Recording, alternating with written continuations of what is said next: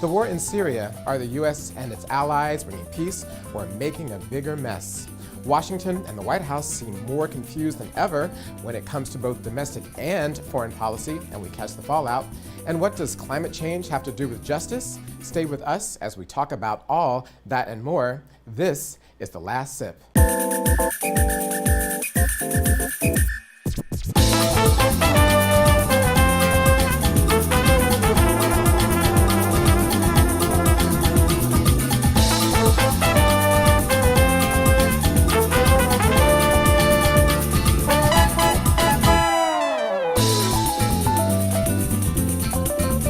Welcome to The Last Sip. It's week 2, and we're still here. Like every week since January 2017, it's been another crazy week in the news, but we're here to help orient you with our 3 big takeaways, our 3 big sips as we like to call them, to get you through and to help you figure out how you want to respond. Our first sip this week is Syria. Even though the US, French, and British bombs have stopped falling, the war grinds on in its 7th year. Here to break it all down for us is Jamila Biggio of the Council on Foreign Relations. We'll take a look at the connection between foreign policy and domestic politics with BBC political analyst and author Eric Ham. And because this is Earth Day, our 3rd sip focuses on the often overlooked relationship between climate change, race, and poverty with Caroline Lewis of Miami's The Clio Institute and Thanu Yakupitiage of 350.org. We'll end today with our hot tea segment, which is my chance to cut loose on pop culture. On to the first sip. The US, France, and Great Britain assert that they bombed Syria to stop the use of chemical weapons banned under international law since just after World War I. The war in Syria has caused that nation of almost 20 million to have nearly 1 out of 3 people be displaced or homeless, turned 1 out of 5 into refugees living outside the country, and led to more than 450,000 deaths. That means that everyone in Syria knows someone who has been killed by the conflict. An overwhelming majority of these deaths have been caused by non-chemical weapons that are totally legal under international law. So exactly what message is being sent by US bombs? Here to help me answer that is Jamila Biggio, Senior Fellow in the Women and Foreign Policy Program at the Council on Foreign Relations. She served on the National Security Council in the Obama administration. Jamila, thanks for joining us. Thank you so much for having me. First of all, before we sort of turn to Syria, I wanted to just ask you about North Korea. There's been a lot of movement on North Korea this week, as you know, and I know that it's not your area of expertise sort of geographically, but you have made foreign policy inside a presidential administration. And so I'm wondering if from the outside, does it look like this is a coherent policy? Is this the way that you would normally go about trying to decide how to relate to another country? First, of course, in any foreign policy conversation, the results are what's critical. So there is news out today that North Korea has signaled that it will suspend its nuclear testing, which is a significant win going into the talks. It's important to have the peace treaty between North and South Korea, but for it to result in the U.S. withdrawing troops from South Korea as a condition is also something that the U.S. should never pursue. On to Syria. What message are we sending to Assad? Are we saying that it's okay to kill people with certain types of weapons or other? Is our military intervention just that without a strategy for actually how to end the war? I mean, what's your take? First off, it is important that when a country uses weapons of mass destruction, that we do send a signal that that's wrong and that we won't permit that. But at the same time, we by no means want the message to be that it's okay that a government kills and terrorizes its own citizens so long as it doesn't use chemical weapons. The U.S. really needs to up its response to the Syrian refugees. More than 10 million people have been displaced by the conflict, whether within Syria or to neighboring countries. Mm-hmm. What has been the disproportionate impact of the war on women and girls? Right. So first off, we see over 3 million children in Syria and in the refugee camps do not have access to education at all. So this is a lost generation of children that have not had the opportunity to learn, and their entire futures will be affected by it. We see that half of health facilities in the country are destroyed.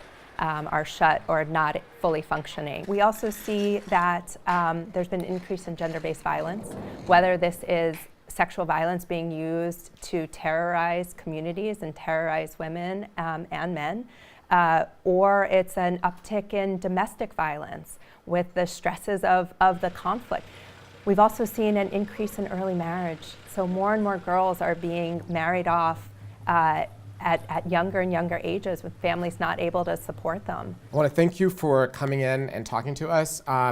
There is much more about Jamila and her work on our website. Go to thelastSIP.org for more information. We're also going to have a web extra with her on the role of women in peacekeeping. So please go to our website and find out about that. And we're also going to have ways in which you can help in Syria directly. So when you go to our website, you can click on how to help, and you can find out more information.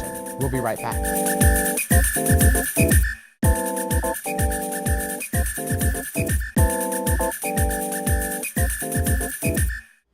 Welcome back.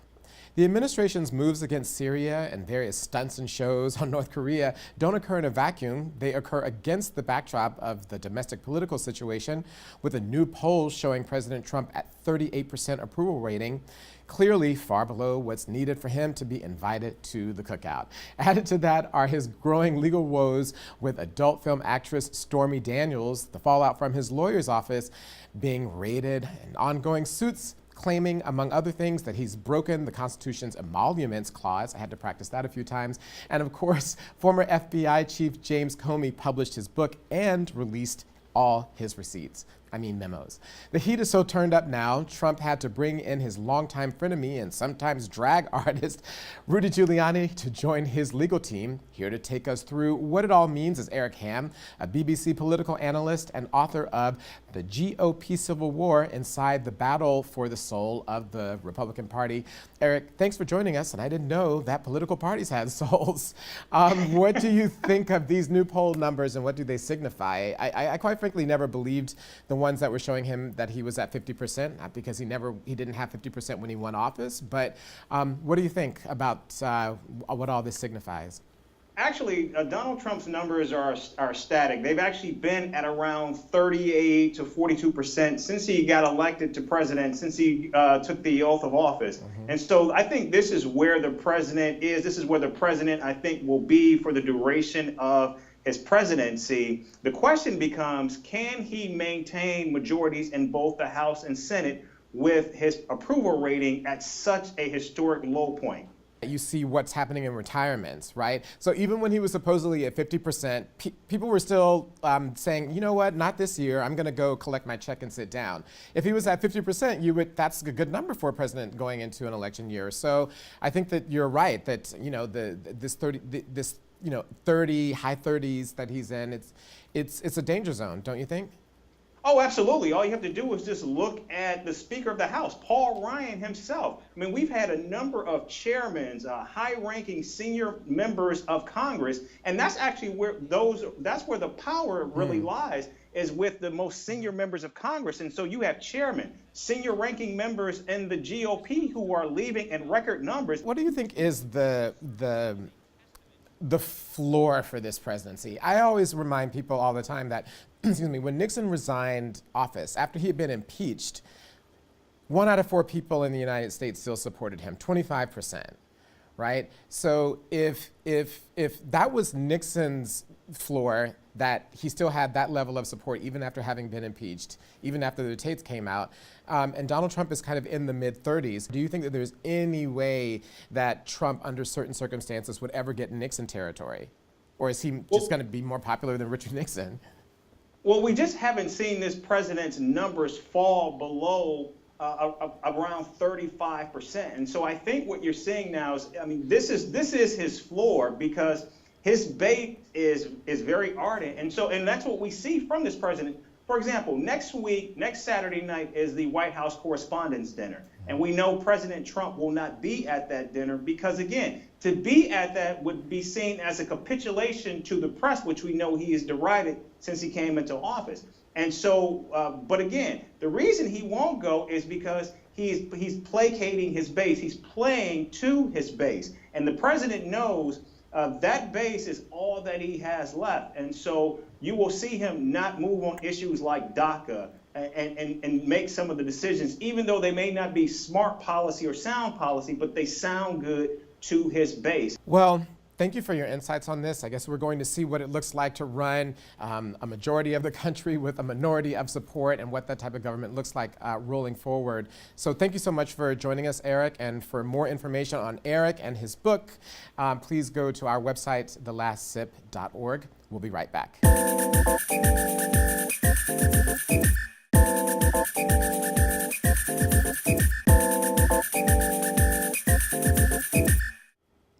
Today is Earth Day, and there's no greater issue for us and the planet than climate change. 2017, 2016, and 2015 were the hottest 3 years on record. But a little known thing about climate change is that despite it conjuring images of Leonardo DiCaprio driving a Prius or Al Gore hauling around a PowerPoint, the hardest and fastest impacts of climate change are falling on people of color around the world and in the United States. Just look at the lingering devastation of Hurricanes Katrina, Sandy, Irma, Maria, and Harvey, you name it. Now, those were dramatic events, but here to talk to us about slower moving ones, namely the relationship between gentrification and climate change, is Caroline Lewis, Executive Director of the Clio Institute based in Miami. Caroline, thank you so much for joining us.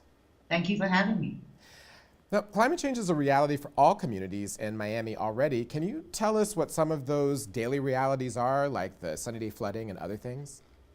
Right, so in Miami, Florida, which is a very flat peninsula, the highest ground is about 15 or 16 feet above sea level. So what we have happening in Miami right now with the porous limestone bedrock is saltwater intrusion, eroding coasts.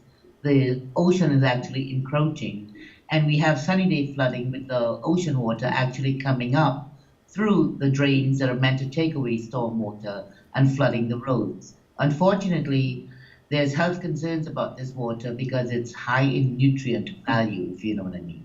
Mm-hmm. And in what ways is the growing flooding in low-lying areas that are a lot of where wealthy neighborhoods are located, how is that causing certain neighborhoods to shift? What's happening specifically in the Little Haiti neighborhood and why? So what's happening is those in the low-lying areas are getting accustomed to tidal flooding, which happens 6 to 10 times a year in the spring and in the fall. Those on Miami Beach that have a big tax base are lucky to have the water being pumped out by very expensive pumps. Wow. So it's not a problem that much right now. However, you have low-lying areas in less wealthy neighborhoods. They don't have that luxury, and therefore that salt water is there, eroding the base of their cars and causing problem. When you move to Little Haiti and Liberty City, which are predominantly underserved communities, those are in high ground. They were on the railroad tracks and the ridge in Miami-Dade County. Mm-hmm. So that was undesirable land back when. But seeing that they're on high elevations of 14, 15, 16 feet now, there seems to be some predatory takeover by developers of those properties. A lot of it is anecdotal right now. Developers are claiming that they're not looking at elevation levels for their purchases. But mapping the recent purchases, it's showing a tremendous correlation between high ground and underserved areas and predatory developers trying to buy up that land. What are some of the answers that you're looking for and piloting? Because I'm sure that what is experiencing there is going to be experienced elsewhere. That is to say, places that are in lower lying areas become undesirable. Places that are higher and may once upon a time been undesirable are now where people want to live. What are you doing to counteract that, and how could it be a model for other places?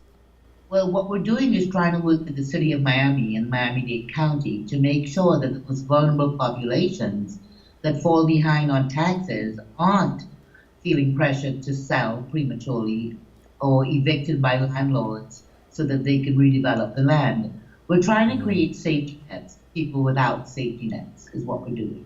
So the idea that Hurricane Irma did not even hit us, but we had tremendous damage. People went several days without work.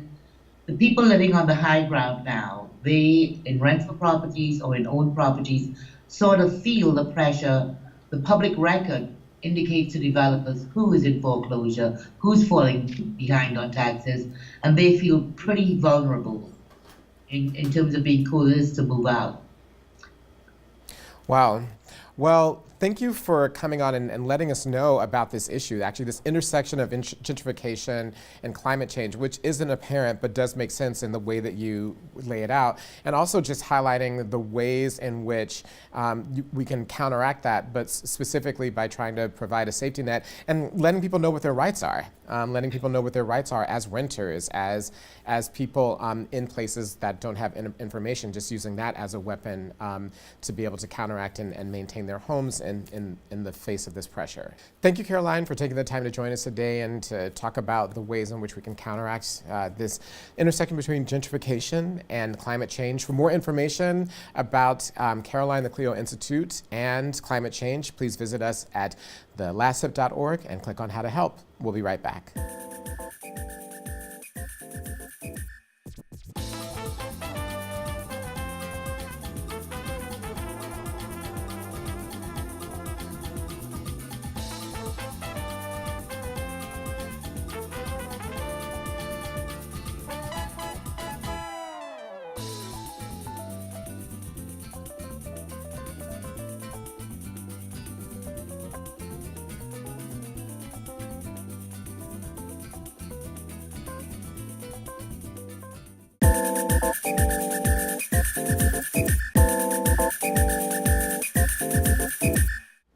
Welcome back to The Last Sip. We're talking about climate change's effect on our communities. As fossil fuels and the resulting carbon pollution are the identified cause of climate change, what are some of the big answers to how we can tackle the climate crisis? One response, championed by 350.org and other environmental organizations, is to call for government pension and private investment funds to divest from fossil fuel companies. Here to talk about why is Thanu Yakupitiage, head of U.S. communications at 350.org. Now, in full disclosure, Thanu and I worked on a project to highlight the ongoing effects of Hurricane Sandy on communities of color, so we just have to be transparent about that. Thanks for joining us, first of all. Thanu, fossil fuel companies make up 4 out of the 5 largest companies in the world. And if you add fossil reliant companies, specifically car companies, it's 6 out of the 10 largest companies in the world. Given this power, what can divestment do? What hope can we have to tackle the climate crisis through divestment, given just their disproportionate impact and power in the world through the economy and economic means? Yeah, absolutely. And firstly, thank you for having me. Divestment, I think, is a really critical response to a lot of social and economic problems. And in regards to climate change, divestment is the way in which we can take money out of corporations that are fueling the climate crisis, who have actively lied about the climate crisis for decades. So, for example, there have been reports from that both Exxon and Shell knew about climate change, and they've been hiding this for over 30 years. And regardless of the fact that they knew what some of the impacts would be, they still decided that, digging for fossil fuels was the way to go. Only 2 weeks ago, Shell, there was a report about Shell out saying that as recent as 1998, they predicted that by 2010, 2012, there would be a major climate catastrophe such as Hurricane Sandy, and they actually predicted what would happen in New York. And so what we're really trying to do with divestment is really shift resources away from corporations and companies and to communities and to community solutions. Mm-hmm. Speaking of that, why do you think that divestment is the answer for communities of color in the U.S. and around the world? Because there's so many different ways that they have to respond. There has to be, quote, managed retreat, which means to flee and find new places. There are a full range of responses that are possible. So why do you think that it's an answer specifically for the communities that you discussed? Yeah, well, across the world, when there are climate impacts, the people most impacted in the US are communities of color. Around the world are vulnerable people and poor communities. And so when corporations like this are basically fueling the climate crisis, and yet the people who have the least to do with the problem, who have impacted it the least, are the ones being who are suffering, it actually goes to show that like by diverting resources to those communities, we're actually helping to protect and resource up communities that actually had nothing to do with the problem. So New York City, for example, in January, New York City divested its pension funds, a total of $5 billion, which is significant. New York City, it becomes like basically the first major city in the US to divest from fossil fuels, and they're suing 5 of the major fossil fuel companies for climate change damages, specifically because of the damages caused by Hurricane Sandy. It was actually $65 billion in damages, and the majority of those damages were to places like the Rockaways, to Queens, that were places where working class, communities of color, and Black communities live. So it is actually taking, making fossil fuel companies pay in a way in this to strengthen these communities. What are those campaigns that actually work in terms of getting localities and companies to hold? I think it's something like 450 organizations have been have agreed to divest, right? So what does it look like when that happens? It's actually 800 institutions across the world now that have divested. Oh, wow. And divestment is close to $6 trillion now. Wow, okay. So, and it's a slow build. That's the thing about divestment, is that it's a very slow build. Here in the US, it started on universities. It was very much like college students who were pushing for divestment. Yeah, like South Africa. Exactly, Yeah. pushing for their universities to divest, faith institutions pushing for their institutions to divest, museums. And so when you see the slow build, what we saw in January with New York City was momentous for divestment campaigns, because it really shows that a slow build works. And it seems initially like, oh, well, how are they going to do this? But if you really add up the numbers, it's over $6 trillion in divestment. And it's actually shifting the ways in which fossil fuel companies are thinking about their practices. They're actually being held accountable. And the truth is, they're afraid. Exxon and Shell are now basically being investigated by attorney generals across the country and the world. There are reports coming out showing that Exxon and Shell and other corporations actually knew about the impact of climate change 30 years ago, and yet knowing that knowledge, withholding the realities of climate change, still chose to burn fossil fuels and to sell fossil fuels. And so that's one of the reasons why a lot of cities are now saying that, well, you know, climate change is impacting us, they're impacting the poorest of our communities, and we need to hold those accountable, because these companies said that burning fossil fuels wasn't going to impact anything. And so these companies, as well as governments, they've lied to communities, and now communities are bearing the brunt. So the hope of divestment, I think, lies in really a major cultural, political, and social shift. Well, thank you so much for coming and explaining what divestment is, how it actually can be an effective tool when used right, because they seem like such a behemoth, but there are answers and there's hope. So for more, please go to our website, thelaststep.org, and click on how to help. You can find out more about divestment there and more about all of the ways in which you can get involved on the issue of climate change. Thanu, again, thank you for joining us, and we'll be right back.